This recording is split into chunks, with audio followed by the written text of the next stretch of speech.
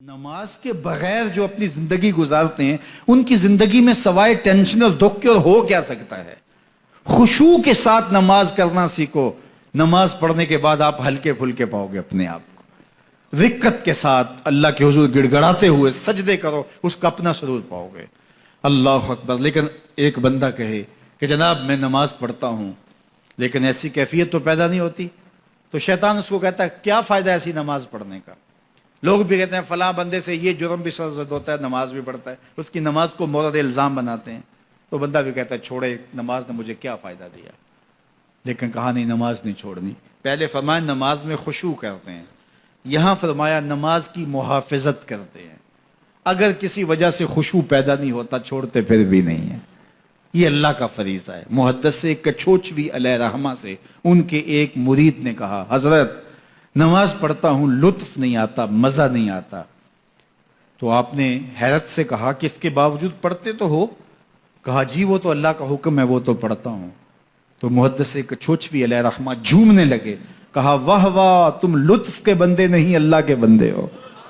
تمہیں سرور نہیں آتا پھر بھی پڑھتے ہو, اس کا مطلب ہے تم سرور کے لیے, مزے کے لیے, لطف کے لیے نہیں پڑھتے, تم تو اللہ کے لیے پڑھتے ہو. اللہ اکبر. تو بندہ سرور نہیں بھی آ رہا پھر بھی اپنے آپ کو کھینچ کے لا رہا ہے مسجد کے اندر. خیال تنگ کر رہے ہیں پھر بھی مصلی پہ اپنے آپ کو کھڑا کر رہا ہے. سوچیں اس کو آوارہ پتے کی طرح کبھی ادھر پھینکتی ہیں لیکن پھر بھی وہ کھڑا ہوا ہے کہ میں نماز پوری کر کے جانی ہے. بار بار کبھی بھولتا ہے لیکن پھر دوبارہ نیت مان کے کھڑا ہو جاتا ہے, نہیں میں پوری کر کے جانی ہے. یہ کیوں کرتا ہے؟ میرے اللہ کا حکم ہے. تو خشوع کی وہ کیفیت نہ بھی ہو تو کہا محافظت پھر بھی کرتے ہیں. یہ خوش نصیب لوگ ہیں. اولئک هم الوارثون. یہ لوگ وارث ہیں. یہ لوگ جن میں یہ خوبی ہیں یہ وارث ہیں. کس چیز کے وارث ہیں؟ مال کے, دولت کے, کوٹھیوں کے, کاروں کے, محلات کے. کہا الذین یرثون الفردوس. یہ جنت الفردوس کے وارث ہیں. ہم فیہا خالدون. اس جنت سے وہ کبھی الگ بھی اس میں ہمیشہ رہیں گے.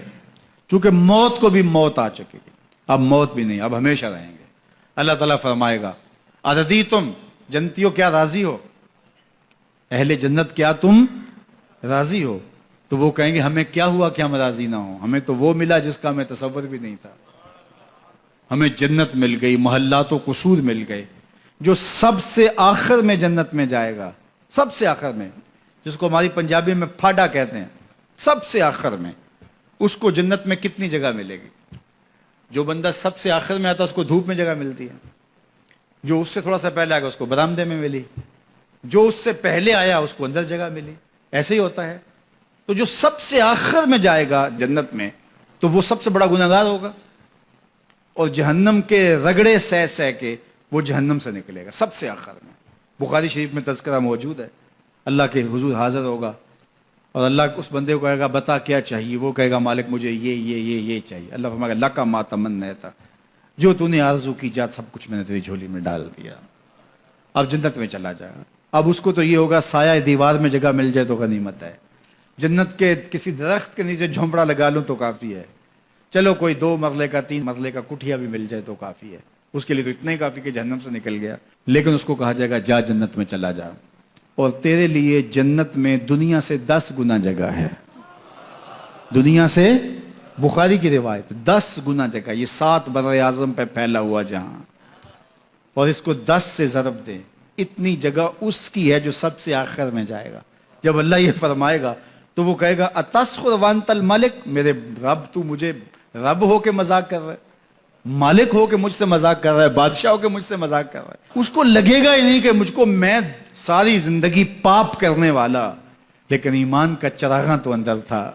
اللہ اکبر. آج نکلے گا تو جنت میں سب سے آخر جانے والے شخص کو کتنی جگہ ملے گی؟ دنیا سے 10 گنا جگہ دنیا سے سب سے آخری شخص کو, پھاٹے شخص کو ملے گی. پھر بلال حبشی کی جاگیروں کا عالم کیا ہوگا؟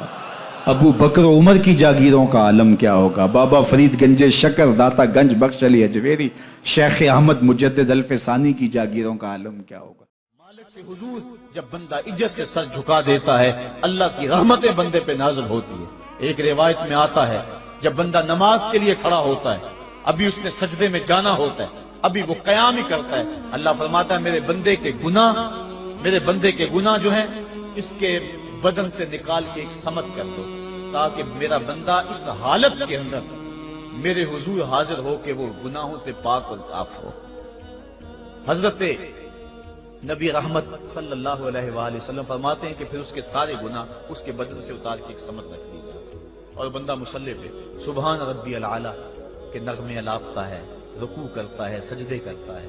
جب سلام پھیر کے نماز ختم کر کے دعا کر کے جانے لگتا ہے تو فرشتے عرض کرتے ہیں مالک یہ جو گناہ اتار کے ایک سائڈ پہ رکھے تھے یہ دوبارہ اس کو دے دیں؟ اللہ فرماتا ہے جس کی جھولی سے گناہ نکال لیے تھے دوبارہ اس کی جھولی میں نہیں ڈالیں۔ اللہ اکبر۔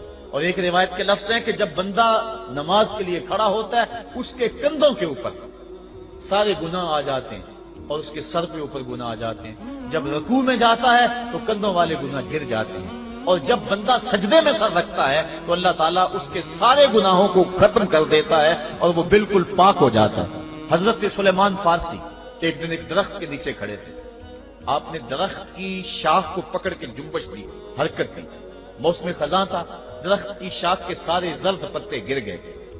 ایک صحابی پاس کھڑے تھے، انہیں پوچھنے لگے عثمان تو نے مجھے پوچھا نہیں کہ میں نے درخت کی شاخ کو یوں ہلایا کیوں ہے؟ انہوں نے کہا اچھا پھر آپ بتا دیں کہ آپ نے درخت کی شاخ کو یوں کیوں ہلایا ہے؟ کہا سنو پھر ایک دن میں اور چند صحابہ حضور کے ساتھ جا رہے تھے، رستے میں ایک درخت آیا، اس کے نیچے حضور کھڑے ہوئے، حضور نے اس طرح درخت کی شاخ کو پکڑ کے ہلایا، یوں پتے جھڑ گئے، ہم اس منظر کو دیکھتے رہے۔ حضور علیہ السلام نے فرمایا سلمان فارسی تو نے مجھے پوچھا نہیں کہ میں نے اس درخت کی شاخ کو یوں کیوں ہلایا ہے؟ تو میں نے عرض کی حضور آپ بتا دیں کہ آپ نے کیوں ہلایا ہے؟ فرمایا سلمان جس طرح اس درخت کی شاخ کو ہلایا گیا اور سارے پتے جھڑ گئے، جب کوئی بندہ سجدے میں سر رکھتا ہے نماز پڑھتا ہے اس کے سارے گناہ دھل جاتے ہیں اور وہ پاک اور صاف ہو جاتا ہے۔ ایک دن فرمایا صحابہ اگر کوئی بندہ اس کے گھر کے سامنے سے نہر گزرتی اور وہ دن میں 5 مرتبہ اس نہر کے اندر غسل کرے تو بتاؤ اس کے بدن کے اوپر کوئی میل کچیل رہ جائے گا؟ عرض کی نہیں۔ فرمایا اس طرح جو 5 نمازیں پڑھتا ہے اس کے بدن کے اوپر گناہوں کا میل نہیں رہتا۔ فرمایا الصلاۃ معراج المومنین، نماز مومنوں کا معراج ہے۔ عماد الدین الصلاۃ، نماز دین کا ستون ہے۔ حبب الی من دنیاکم ثلاث، الطیب والنساء وجعلت قرۃ عینی فی الصلاۃ، مجھے تمہاری دنیا سے صرف 3 چیزیں پسند ہیں، خوشبو، منکوحہ بیویاں اور میری آنکھوں کی ٹھنڈک نماز میں رکھی ہے۔ اور حضور نے یہ بھی ارشاد فرمایا من ترک الصلاۃ متعمدا فقد کفر، جس نے جان بوجھ کے نماز چھوڑی گویا اس نے کفر ہی تو کیا، یعنی کافروں والا کام کیا۔ حضرت امام فخر الدین رازی نے تفسیر کبیر میں لکھا حافظوا علی الصلوات والصلاۃ الوسطی، اس آیت کریمہ کے تحت ایک عورت مدینے کی گلیوں میں چیخ رہی ہے اور کہنے لگی مجھے حضور کے در کا پتہ بتاؤ۔ حضور کی چوکھٹ کا پتہ بتلایا گیا، وہ حاضر ہوئی۔ آقا کریم صلی اللہ علیہ وسلم کی خدمت میں عرض کی حضور میرا خامد سفر پہ گیا ہوا تھا اور میں نے اس کی عدم موجودگی کے اندر زنا کر لیا، حمل ٹھہر گیا اور جو بچہ پیدا ہوا میں نے مارے شرم کے اس بچے کو سرکے کے مرتبان میں ڈال دیا اور پھر اسی سرکے سے میں لوگوں کو فروخت کرتی رہی۔ اب جب کہ میرا ضمیر جاگا ہے میں آپ کی خدمت میں حاضر ہوئی، مجھے بتایا جائے کہ میرے گناہ کا بھی کوئی کفارہ ہے۔ حضور نے ارشاد فرمایا جو تو نے زنا کیا ہے اس کی سزا رجم ہے کیونکہ تو شادی شدہ ہے، اور جو تو نے بچے کو قتل کیا ہے قتل کی سزا قتل ہے، اور جو تو نے سرکہ بیچا ہے فقد ارتکبت کبیرہ، تو نے کبیرہ گناہ کیا ہے، اس کی سزا تو قیامت کے دن پائے گی۔ اس کے بعد حضور فرمایا ان تینوں گناہوں کی یہ سزا ہے، لیکن جس طرح تو گھبرائی ہوئی آئی تھی میں تو یہ سمجھا تھا شاید تیری نماز اثر قضا ہو گئی ہے۔ اب آپ اندازہ کریں کہ نماز کی اہمیت کیا ہے اور ہم اس بات میں کتنی سستی کرتے ہیں۔ کسی سے پوچھا جائے نا آؤ نماز پڑھنے چلے، وہ کہتے ہیں بس یار میرے کپڑے پلید ہیں، کپڑے میرے پاک نہیں۔ تیرے کپڑے کیسے پاک رہ سکتے ہیں؟ تو اللہ کے حضور جھکنا نہیں جانتا، تیرے کپڑے بھی پلید ہیں، تیرا دل بھی پلید ہے، تو اس کے حضور جھک کے تو دیکھ، تن بھی ستھرا کر دے گا، تیری روح کو بھی پاکی دے دے گا، تیرے قلب کو بھی طہارت بخش دے گا۔ تو اس کے حضور آ جھک، اس کے حضور سجدوں سے اللہ کے حضور خراج پیش کر اپنی محبتوں کا۔ جب بندہ سجدے میں سر رکھتا ہے اللہ فرشتوں میں فخر کرتا ہے میرے بندے کو دیکھو نا بالآخر میرے حضور ہی جھکا ہے نا۔ کتنے گناہ کیے اس نے، کتنے جرم کیے اس نے، لیکن بالآخر میرے حضور آیا اور اپنے گناہوں کی معافی مانگتا ہے۔ فرشتوں گواہ ہو جاؤ، میں نے اپنے اس بندے کی مغفرت فرما دی۔ تو اللہ کے حضور نماز پڑھنے والا، بلکہ ایک روایت مسند امام احمد بن حنبل میں موجود ہے، حضور فرمایا جب بندہ نماز کے ارادے کے لیے اٹھتا ہے اور وضو کرنے کے لیے جب پانی کا پہلا قطرہ چلو پہ لیتا ہے، جو ہی اس کے بدن سے وضو کا پانی چھوتا ہے، اللہ اس کے گناہوں کو معاف فرما دیتا ہے۔ جس نماز کے قصد کے لیے اٹھیں اور وضو کریں اور پانی چھوتے ہی گناہ معاف ہو جائیں، اگر اس نماز کا اعلیٰ درجہ سجدہ کر لیا جائے تو پھر مالک کی کتنی رحمت نازل ہوگی۔ یہ کتنی بڑی دولت ہے، یہ کتنا بڑا سرمایہ ہے جس سے ہم لوگ محروم رہ جاتے ہیں۔ آؤ اللہ کی رحمتیں سجدے میں ڈھونڈے، سجدے میں پیشانی رکھ کے جب ہم اس کی رحمت کو مانگے تو وہ مالک ہمارے اوپر رحمتیں نازل کرے گا۔ آج پوری دنیا کے اوپر مسلمانوں کے ساتھ جو حالات ہیں وہ کسی سے مخفی نہیں۔ کوئی کہتا ہے کہ معاشی طور پہ مسلمان کمزور ہیں، اس وجہ کو بھی میں تسلیم کرتا ہوں۔ مسلمان کے پاس آلات حرب و ضرب بھی موجود نہیں ہیں، اس وجہ کو بھی تسلیم کر لیا جائے۔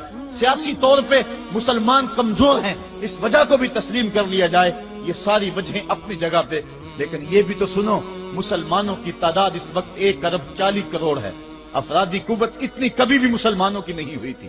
اس وقت مسلمانوں کے پاس ایٹمی طاقت موجود ہے، اتنی قوت عسکری کبھی بھی مسلمانوں کے پاس نہیں ہوئی تھی۔ 56 اسلامی ملک ہیں جن میں قیمتی معدنیات سے اور تیل کی دولت سے اور سونے کی قیمتی معدنیات سے یہ مسلمان مالا مال ہیں۔ کیا کچھ نہیں ہے جو مسلمانوں کے پاس نہ ہو، لیکن ایک دولت چھن گئی مسلمانوں کے پاس، وہ سجدے کی آبرو، وہ سجدے کی عزت، وہ پیشانی رکھ کے اس رب کو پکارنا جو سب سے اعلیٰ ہے، جو سب سے بالا ہے، جس نے موسیٰ کے فرعون کو نیل کی موجوں میں ڈبو دیا۔ کیا پوری امت مسلمہ 1.40 کروڑ انسان سجدے میں سر رکھ کے سبحان ربی الاعلیٰ کے نغمے آلات کے اپنے رب سے گزارش کریں اور اپنی امت کا رونا روئیں؟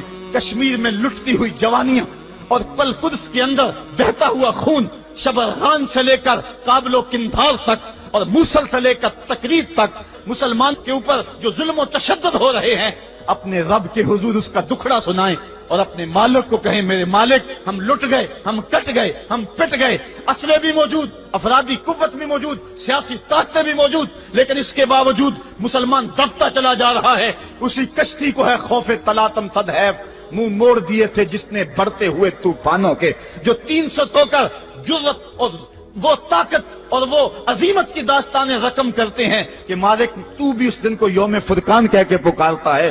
آج وہ امت بیچ منجدار کے اس امت کی کشتی ہچکولے کھا رہی ہے۔ ہماری فریاد، ہمارا استغاثہ تیرے سے ہے، میرے مالک ہمارا کھویا ہوا وقار بحال کر دے اور اس امت کو اس مرتبہ کمال تک پہنچا دے جس مرتبہ کمال تک یہ امت پہلے پہنچی تھی، اور ان کا کھویا ہوا وقار بحال کر دیا جائے۔ آج بھی ہم اگر سجدوں سے اپنے رب کو منا لیں اور وہ روٹھا ہوا رب آج بھی ہماری مدد کے لیے آ جائے تو پھر کوئی قوت، کوئی طاقت ہمیں نہیں لٹار سکتی۔